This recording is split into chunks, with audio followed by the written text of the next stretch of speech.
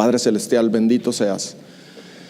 Nos has permitido gozarnos con este refrigerio musical del coro, de esta participación de nuestros hermanos también. Y como decían, a través y alrededor del mundo se te alaba en toda lengua, con toda intención, con diferentes estilos, diferente música que ha pasado desde los más grandes compositores de la historia como Händel o como Bach, hasta músicos contemporáneos que tenemos aquí en nuestro país, como este grupo de los Cadetes de Cristo ahora, Señor. Bendito seas, recibe la honra y la gloria. Queremos pedirte que a través de este mensaje tú seas manifestado a nuestra vida con claridad, que podamos verte en tu palabra, gozarnos y motivarnos a compartir y a seguir extendiendo esas buenas noticias, porque solamente en ti hay vida, Señor. Bendito sea tu nombre, en Cristo Jesús. Amén. No hay ningún tipo de desperdicio en la Escritura. Todo lo que está en la Escritura es palabra de Dios. No hay paja, no hay cosas que podamos decir, me voy a saltear esto, ni las genealogías, ni nada, ¿verdad? Todo es la palabra de Dios y todo es útil. Y a veces nosotros no vemos ese punto. Todo es útil. A veces un saludo es algo cordialmente dicho, políticamente aceptado, pero hay de saludos a saludos. Y el que tenemos en la carta a los Romanos, que quiero que los invito a que vayamos ahí al primer capítulo de Romanos, es un saludo que prácticamente es un compendio de lo que es el Evangelio, lo que es el plan de Dios para nosotros. Y miren, el tiempo si nos persigue y si nos ataca, yo quiero, antes de llegar a ese punto de que estén volteando al reloj, quiero decirles que este saludo, el corazón del saludo de la carta a los Romanos, es Cristo. Cristo está ahí en el mero centro y está cobijado alrededor de su evangelio. Entonces no hay desperdicio. Y si nosotros nos concentramos en el saludo, podemos ver maravillas como las que están aquí en la pantalla. Ahí dice que somos comprados por Cristo. Nos dice que ahora tenemos un propósito porque hemos sido llamados. Pero vamos a ver, sin más preámbulo, vamos a ver lo que nos dice. Ahí tenemos la cita para los que no tengan su Biblia, pero los que sí, los animo a que lo busquen ahí en su Biblia. Romanos 1. Pablo, siervo de Jesucristo, llamado a ser apóstol, apartado para el evangelio de Dios, que él había prometido antes por sus profetas en las santas escrituras, acerca de su Hijo, nuestro Señor Jesucristo, que era del linaje de David según la carne, que fue declarado Hijo de Dios con poder según el Espíritu de santidad por la resurrección de entre los muertos, y por quien recibimos la gracia y el apostolado para la obediencia a la fe en todas las naciones por amor de su nombre, entre las cuales estáis también vosotros, llamados a ser de Jesucristo. A todos los que estáis en Roma, amados de Dios, llamados a ser santos, gracia y paz a vosotros de Dios nuestro Padre y del Señor Jesucristo. En algunas Biblias dirá ahí salutación, en otras dirá introducción. Lo cierto es que el plan de Dios está contenido en este mensaje, en esta introducción. Y me llama la atención la primera palabra, Pablo. Pablo dice ahí. Este hombre anteriormente lo conocíamos como Saulo.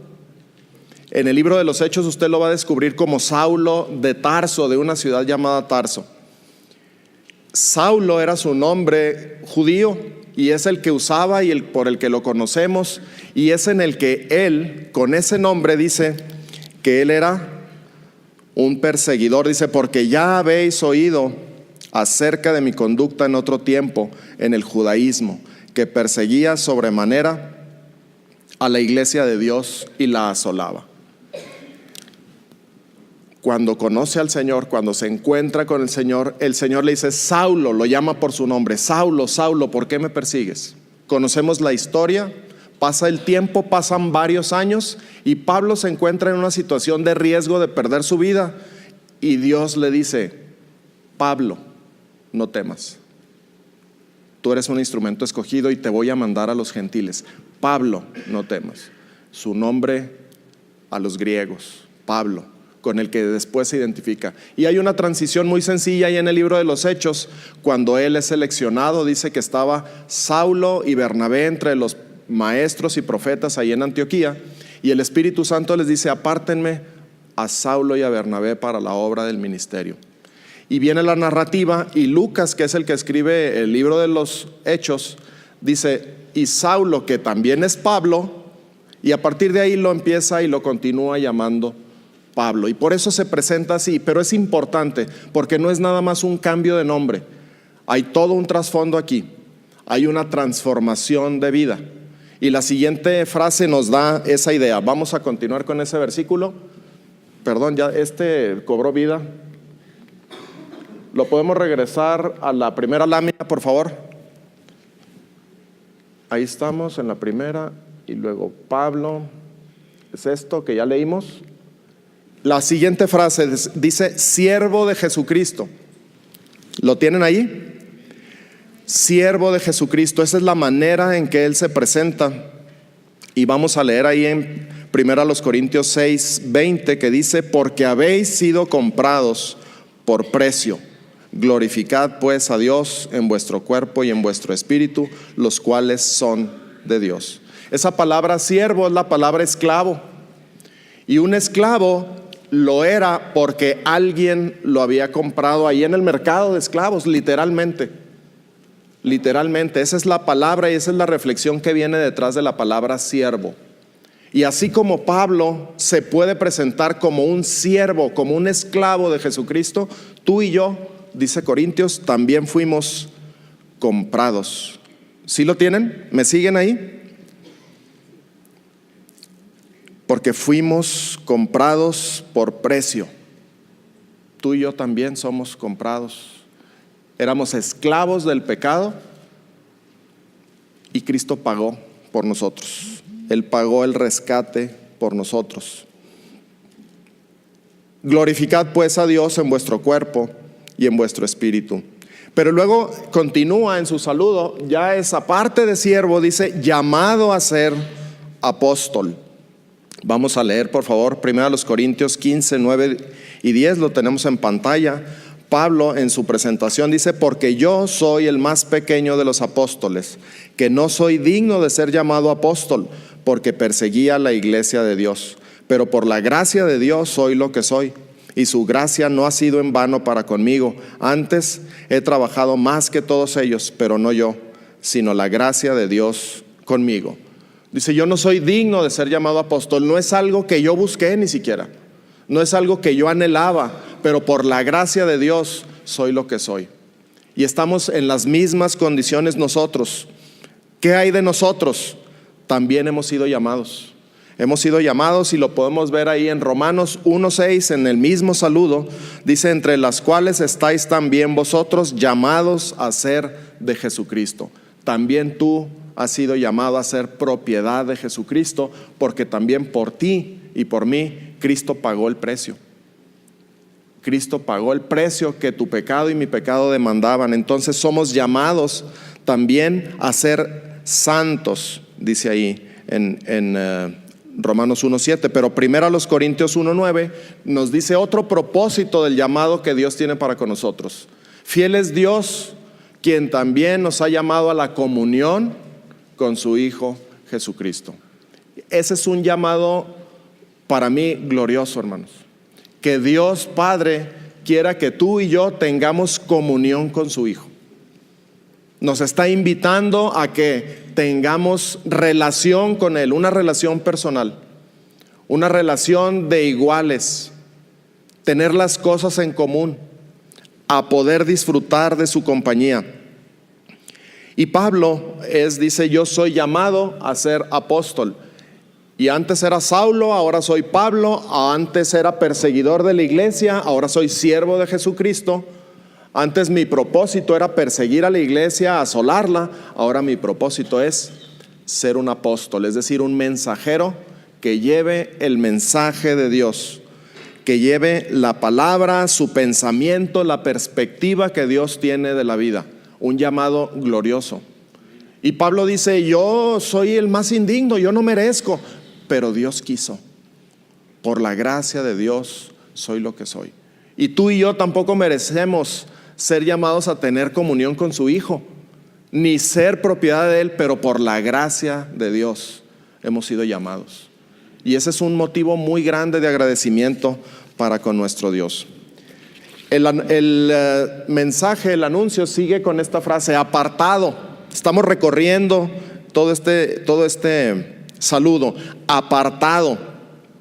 Vamos a leer Gálatas 1, 15 y 16. Pablo tenía esta plena conciencia, pero cuando agradó a Dios, que me apartó desde el vientre de mi madre y me llamó por su gracia, revelar a su Hijo en mí para que yo le predicase entre los gentiles. Apartado desde el vientre de mi madre, decía él. Es como él lo concebía, es como él lo veía. Fue apartado para predicar. Le agradó a Dios revelar a su Hijo. Qué tremenda obra de Dios. Él quiso revelarle a su Hijo con el propósito de apartarlo para que él predicara de su Hijo. Y ese es un llamado con un propósito. Dios es un Dios de propósitos, apartado para el evangelio de Dios, apartado de los afanes que tú y yo todavía tenemos, ¿no? Que nos esclavizan, el tiempo, el reloj, el trabajo, las urgencias, las necesidades físicas, nuestros planes, nuestros proyectos. Déjenme aclararles una cosa, cuando Pablo fue apartado, no significó que él se iba a olvidar de lo material y del mundo. De hecho, él siguió trabajando con sus propias manos. Lo podemos ver ahí en la Escritura. Él siguió con un oficio que ya tenía para sustentarse, pero su centro de vida, él estaba apartado para el evangelio.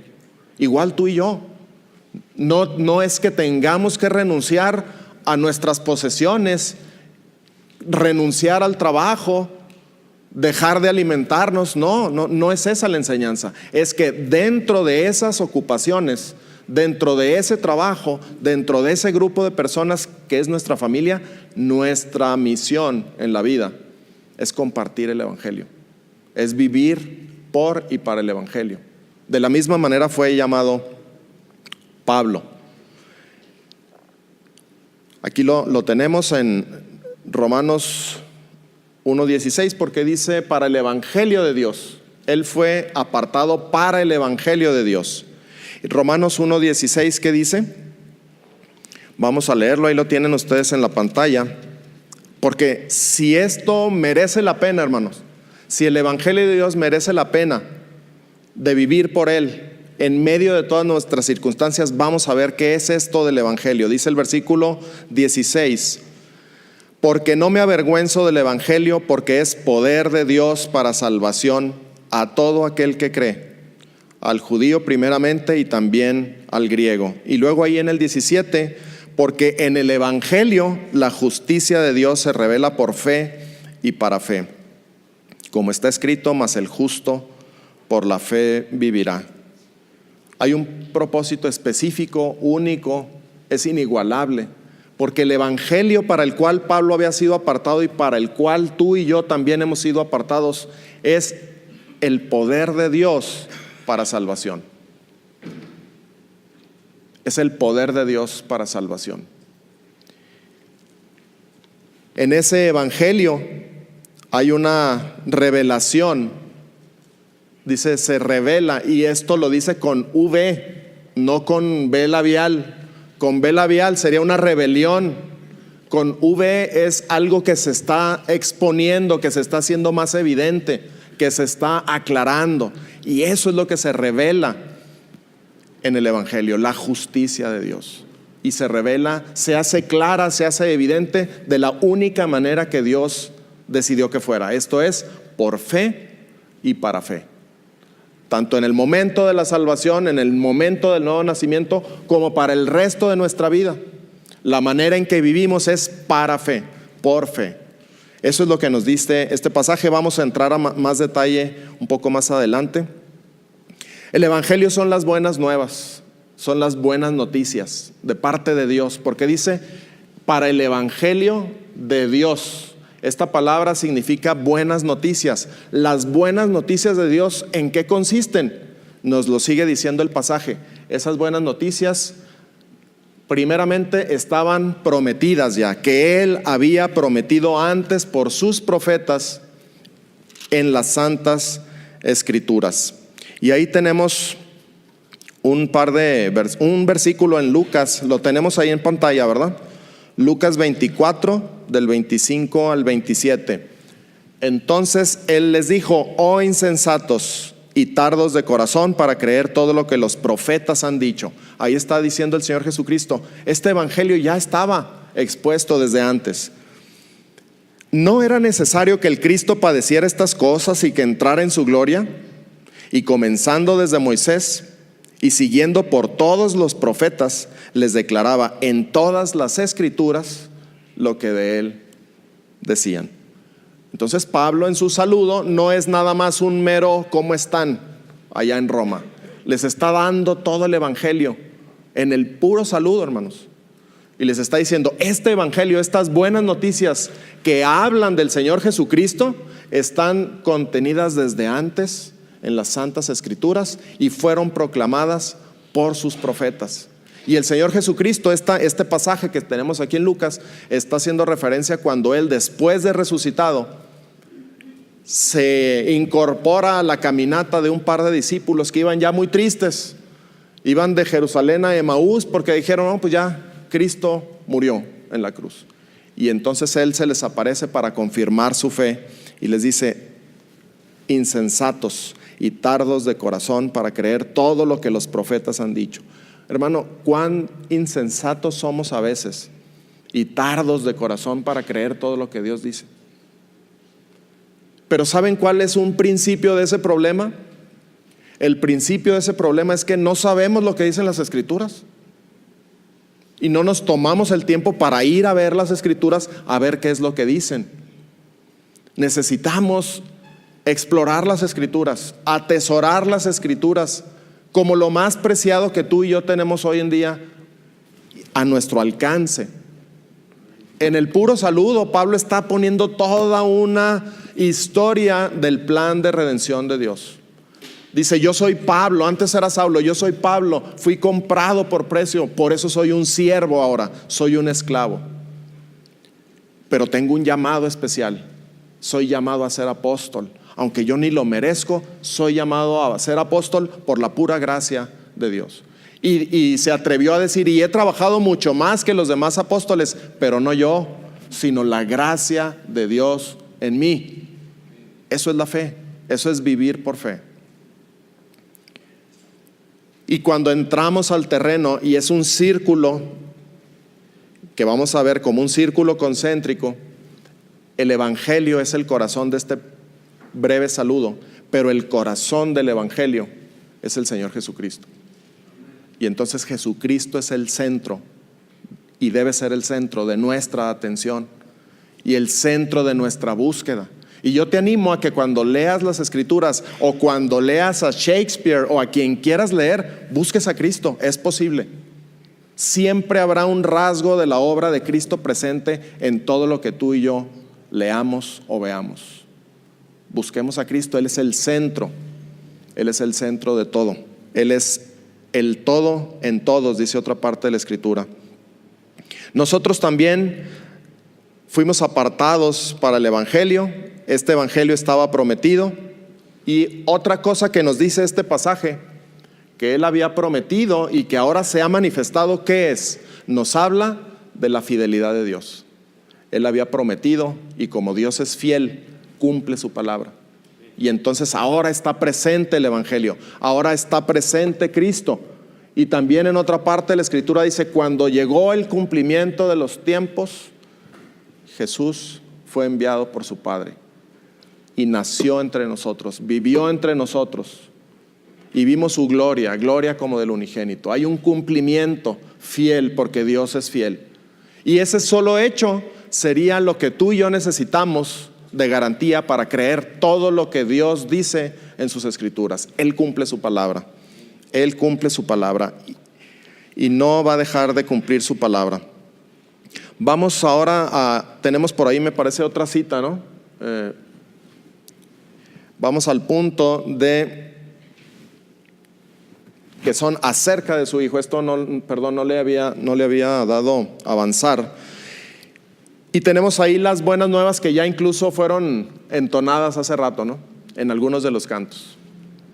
En algunos de los cantos tenemos este pasaje, cómo fue prometido el Señor Jesucristo.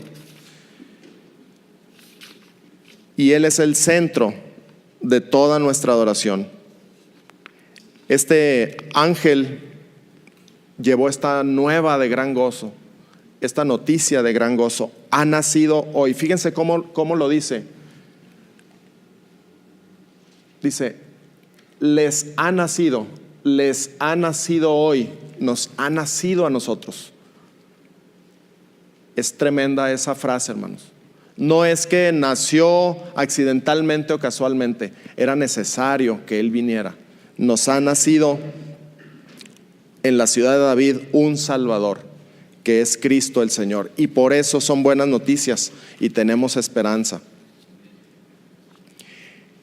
Y si fuéramos más a fondo, que no va a ser el propósito de esta plática, tendríamos que considerar que es Dios mismo decidiendo hacerse carne e introducirse de una manera palpable y tangible en la historia de la humanidad. Esa es la buena noticia. Dios, el creador de todo el universo, tomó la iniciativa un día de tomar forma de hombre, hacerse carne y venir a rescatarnos. La buena noticia. ¿Qué más se dice en el saludo?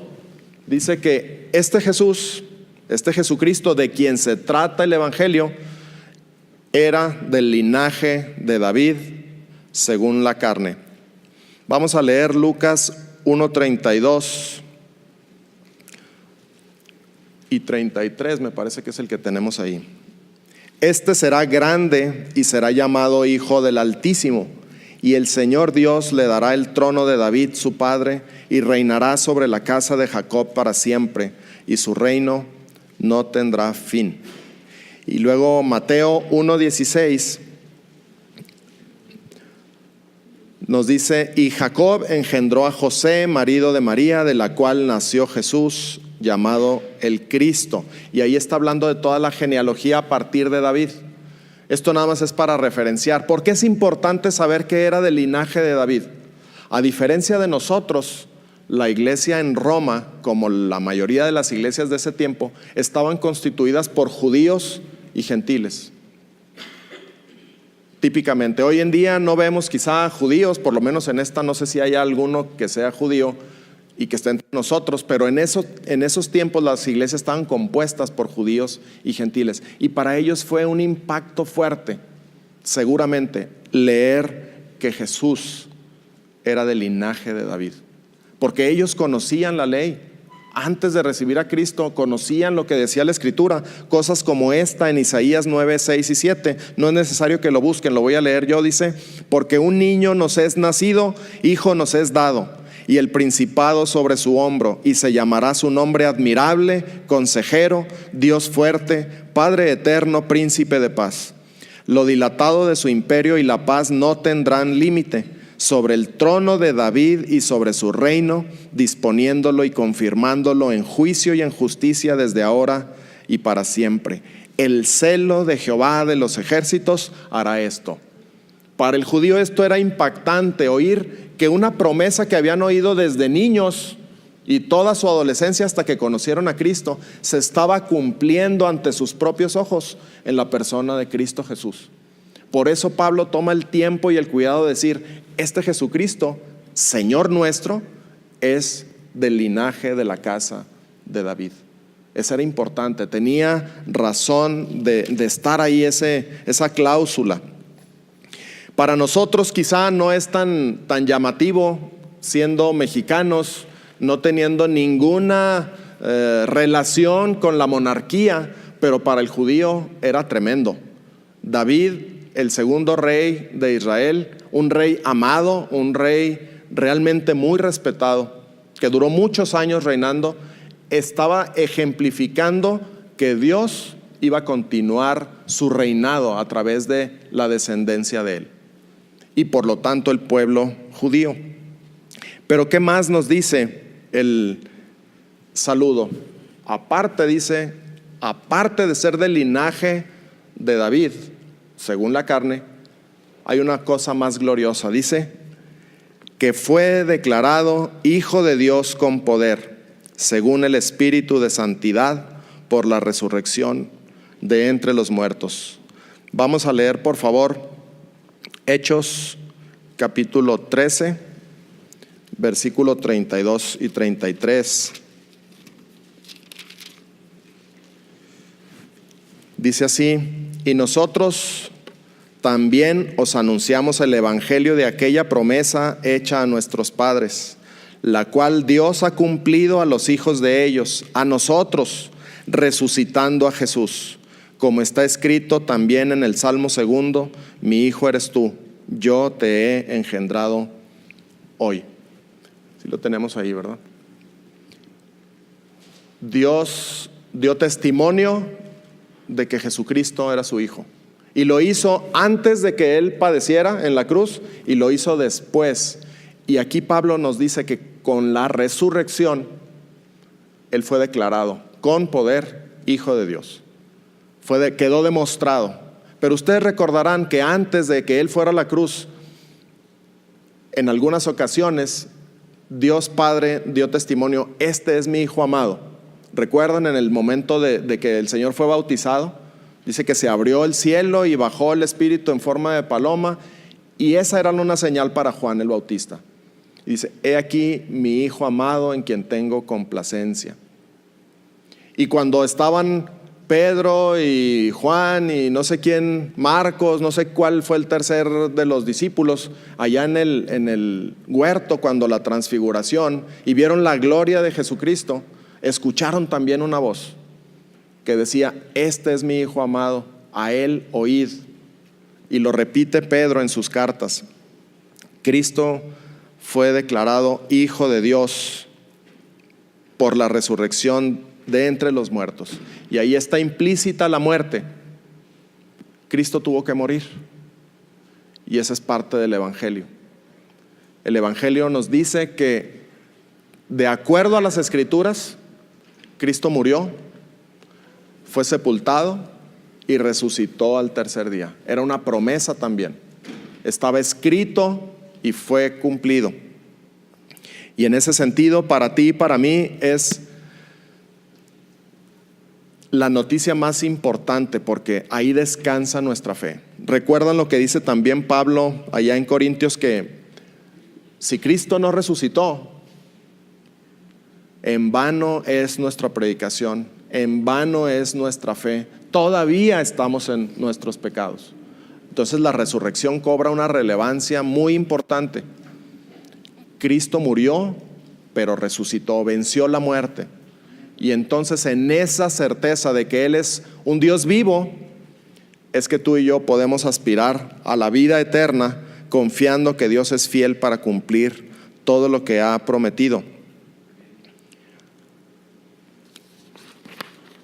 Vamos entonces, después de haber explorado muy rápidamente, espero no haber sido demasiado rápido, pero los invito a que lo disfruten en su casa, este saludo, porque es impresionante realmente, reflejándonos nosotros ahí mismo.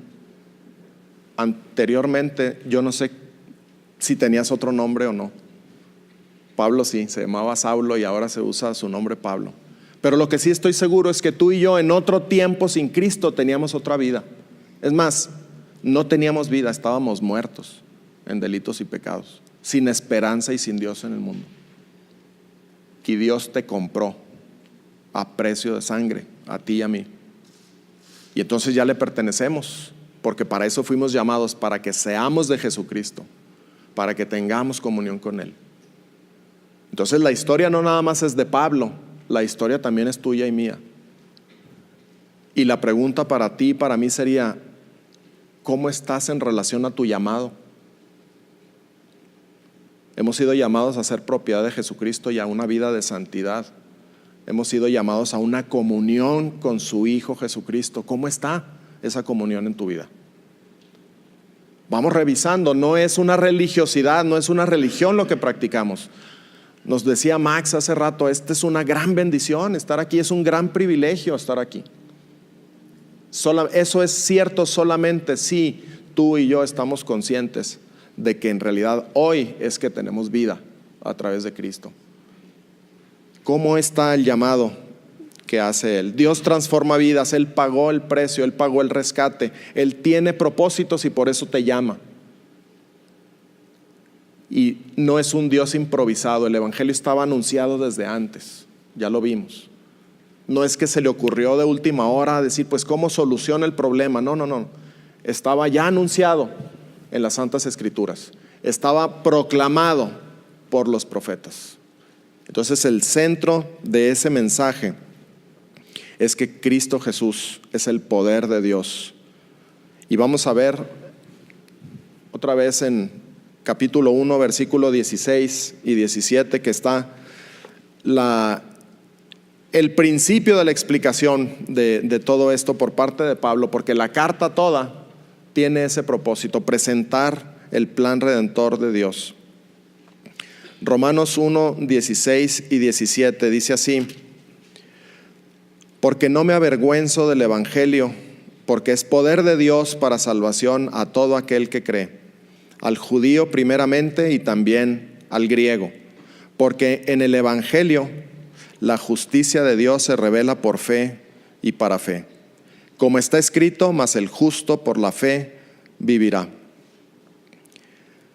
Si el Evangelio es el poder de Dios para salvación, está implícito que, si entendemos un poquito lo que es salvación, sabremos lo que está implícito. Salvación, entre otras cosas, significa liberación. Y esa ya sola es muy importante. ¿De qué nos está librando? ¿De qué nos libra Dios a través de su Evangelio? Déjenme ver si está por aquí todavía. Miren, ¿se acuerdan de esa figura? Los que estuvieron hace, no sé, unos 2, 3 domingos. Hay una escalera que el hombre ha usado al revés. En lugar de subir, la usamos para bajar. Habiendo conocido a Dios, no le glorificaron como Dios, ni le dieron gracias. Se envanecieron en su razonamiento, su necio corazón fue entenebrecido, profesando ser sabios, se hicieron necios. ¿Y luego qué sigue? Cambiamos la gloria del Dios incorruptible en gloria de hombre corruptible, de cuadrúpedos, de reptiles. Y no nos quedamos contentos con eso. ¿Qué dijimos? Bueno, pues ya que lo cambiamos, entonces vamos a decir que vamos a cambiar también y vamos a deshonrar nuestros propios cuerpos y vamos a cambiar la verdad de Dios por la mentira y vamos a honrar a las criaturas y darles culto antes que al Creador, y que también nuestras mujeres cambien al hombre por relaciones con mujeres. Y bueno, pues también nosotros los hombres cambiemos a nuestras mujeres y tengamos relaciones sexuales con los hombres. Y ya en ese grado terrible de degradación decidimos no aprobar tener en cuenta a Dios. Lo sacamos de la ecuación de nuestra vida y eso es consecuencias del pecado. Entonces la ruta es muy sencilla. Habiendo conocido a Dios, no aprobaron tener en cuenta a Dios. ¿Se requerirá salvación? Ante todo esto, ¿requeriremos salvación? Claro que sí. Claro que sí. Es por eso, déjenme regresar aquí rápido a esto, que el Evangelio de Dios es su poder para salvación. Y eso declara que no depende de ti y de mí. Tú y yo no podemos hacer nada para salirnos de aquella escalera descendente. Y Dios lo sabe. Y no se quedó con los brazos cruzados.